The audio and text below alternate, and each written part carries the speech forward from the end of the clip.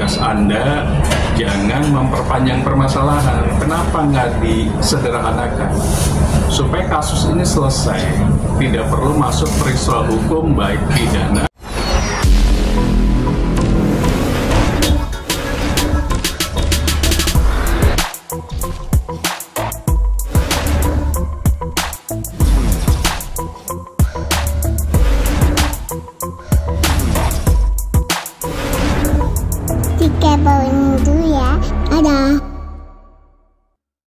Oke Bang Firman, menanggapi terkait kasus Lesti Kejora dan Yoni Dores ini seperti apa sih yang masih terus berlanjut?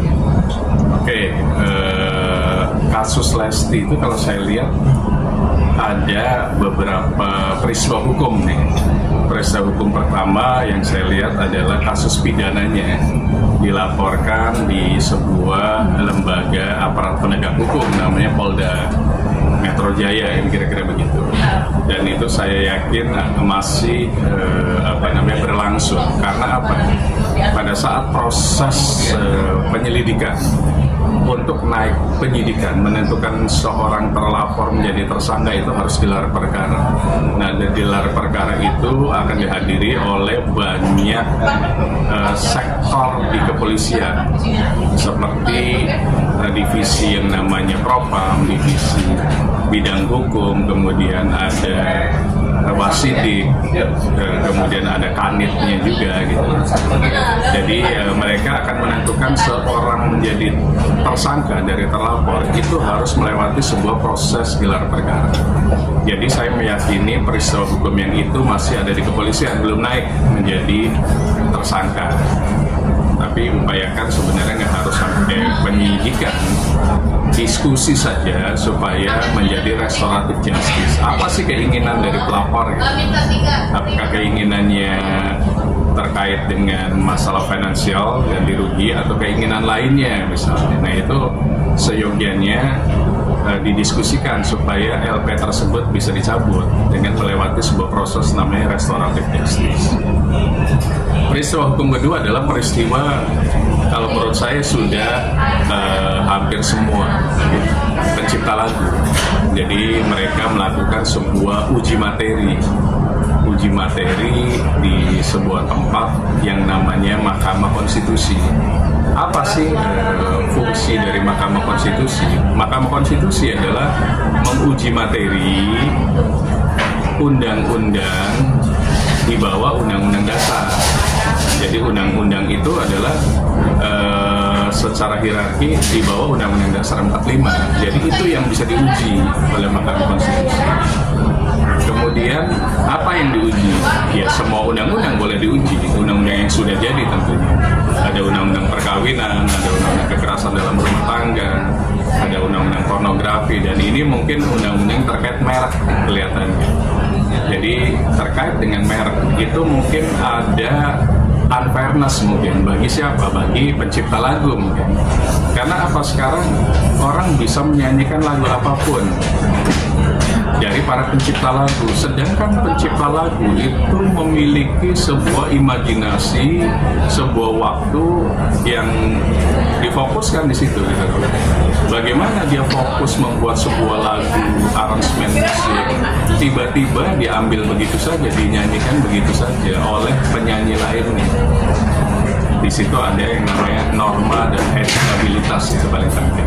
Artinya apa? Seyogianya kita hormati lah. Terlepas pencipta lagu juga kalau saya lihat terbagi dua nih. Ada yang kekeh gitu loh, saya harus mendapatkan royalti kalau lagu saya dinyanyikan oleh siapapun misalnya, termasuk di tempat karaoke mungkin. Tapi ada juga pencipta lagu yang memiliki sebuah perspektif, silakan lagu saya dinyanyikan oleh siapapun tanpa ada royalti, karena itu adalah sodako pada saat saya masih hidup, kata pencipta lagu tersebut. Jadi dua golongan ini kalau saya lihat. Nah, golongan yang menginginkan ada royalti kita harus maklumi, karena untuk mencipta lagu itu butuh waktu. Mungkin nggak tidur semalaman, mungkin nggak tidur 2 malam. Itu kan mengorbankan fisik dan pikirannya gitu. Jadi kita harus respect gitu. Kita harus respect each other. Nah, kemarin yang masuk ke Mahkamah Konstitusi itu pasti akan diuji apakah layak bahwa lagu-lagu tersebut harus semuanya dipukul rata nih. Kelihatannya bukan hanya untuk yang anti royalti juga yang tidak perlu bayar royalti, tapi semuanya kayaknya dijadikan satu. Bahwa untuk menciptakan lagu itu pasti butuh proses dan harus diapresiasi. Mungkin ada kalimat barang siapa yang menyanyikan secara komersil. Nah, komersil ini kan otomatis lewat TikTok, lewat YouTube, lewat Instagram, dan lewat media sosial lainnya. Mungkin itu yang kena, termasuk di karaoke. Tapi kalau di dalam kamar nyanyi sendiri, mungkin enggak. Jadi pasti ada sebuah generalisasi. Pada saat menjadi komersialisasi, dinyanyikan di tempat atau di panggung, kemudian divideokan, dan otomatis kan video itu goalnya adalah upload misalnya ke YouTube, dapat monetize dari YouTube tersebut. Nah itu mungkin masuk kategori harus bayar. Nah sekarang lagi digodok nih mungkin prosentase yang paling patut, yang paling pantas satu lagu itu berapa rupiah sih gitu. Nah itu pasti nanti lembaga Mahkamah Konstitusi akan kerjasama. Dulu ada namanya Yayasan Karya Cipta Indonesia. Sekarang apakah masih ada? Atau berganti menjadi LMK, atau sebenarnya sekarang ada dua, YKCI dan LMK sebagai wadah untuk memfasilitasi pencipta-pencipta lagu agar tetap produktif, karena mereka akan tanda kutip menggaji para pencipta lagu yang memang terdaftar lagu tersebut di LMK. Nah, bagaimana dengan lagu yang tidak terdaftar di LMK, lagu-lagu daerah? Apakah disamakan? Nah, ini kita tunggu undang-undangnya. Karena ini lagi masuk ke uji materi, dan namanya uji materi itu nanti ada saksi ahli, dan ada alat bukti lainnya, sehingga hakim Mahkamah Konstitusi yang 8 orang itu bisa memutus secara bijaksana, sehingga apresiasi kepada pencipta lagu itu sangat dihargai. Karena banyak pencipta lagu yang secara usia sudah, mohon maaf, sepuh misalnya, kehidupannya kurang meyakinkan gitu.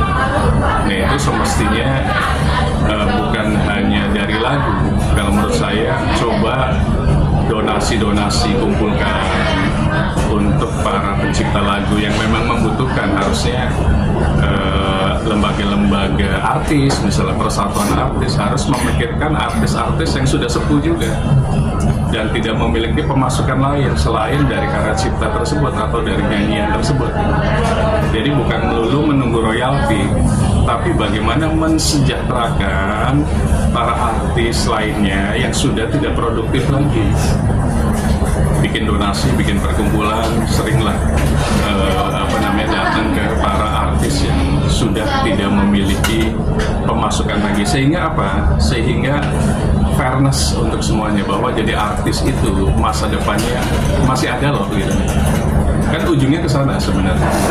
Jadi bagaimanapun artis itu adalah sebuah profesi, seperti layaknya pengacara, seperti layaknya pelukis misalnya, kemudian profesi lainnya. Jadi masa depannya cerah gitu. Jadi tetap semangat untuk pencipta lagu Indonesia dan artis Indonesia. Kalau ini terjadi, Anda sampai sepuh pun akan memiliki sebuah fundamental ekonomi yang kuat. Yakini. Bang, tapi terkait dengan status kejelasan hukum untuk Dede Lesti yang kemarin sempat curhatkan kepada pihak MK sendiri, harusnya ini dari pihak Yoni Dore sendiri gimana sih Bang? Karena kan dia yang awalnya getol nih melaporkan, tapi sampai sekarang tuh malah gak ada kelanjutan. Oke, di kepolisian, di proses penyelidikan itu tidak ada batasan waktu sebenarnya. Memang akhirnya kasihan kepada terlapor, kayak digantung. Kenapa nggak dicabut aja gitu? Balik lagi, kenapa tidak diskusi dulu gitu? Mereka punya kuasa hukum, kenapa para kuasa hukumnya tidak ngobrol, tidak diskusi untuk bisa menyelesaikan permasalahan pidana yang ada di Polda semestinya? Jadi apa sih keinginan dari terlapor gitu? Terlapor keinginannya apa? Nah itu saja mungkin. Nanti ada jalan ketemunya di situ, solve problemnya ada. Gitu. Kalau nggak ketemu bagaimana? Karena mungkin kalau L sama Y ketemu mungkin harga diri. Nah kenapa tidak diwakili oleh yang namanya kuasa hukum gitu? Nah kuasa hukum diskusi maunya apa sih pelapor gitu, supaya kasus ini cepat selesai. Apakah dari sisi material atau imaterial? Material berarti dihitung saja, sebenarnya sederhana. Dihitung adalah lagu itu bisa meng-create monetize berapa, kan sederhananya begitu. Misalnya monetize X rupiah, tinggal dibagi saja gitu. Dan fair dilihatin video mana yang meng-create monetize paling banyak, itu yang dilihat. Atau imaterial. Imaterial itu berarti non material. Misalnya dua-duanya pengen random menjadi pencipta lagu dan penyanyi, atau dua-duanya menjadi penyanyi bersama bikin lagu bareng. Itu kan solusi jalan tengahnya gitu. Nah sekarang para kuasa hukum, tugas Anda jangan memperpanjang permasalahan. Kenapa nggak disederhanakan supaya kasus ini selesai, tidak perlu masuk peristiwa hukum baik pidana ataupun perdata lagi. Tapi pihak kuasa hukum Dede Lesti sudah menjawab melalui somasi terbuka, balasan somasi terbuka itu.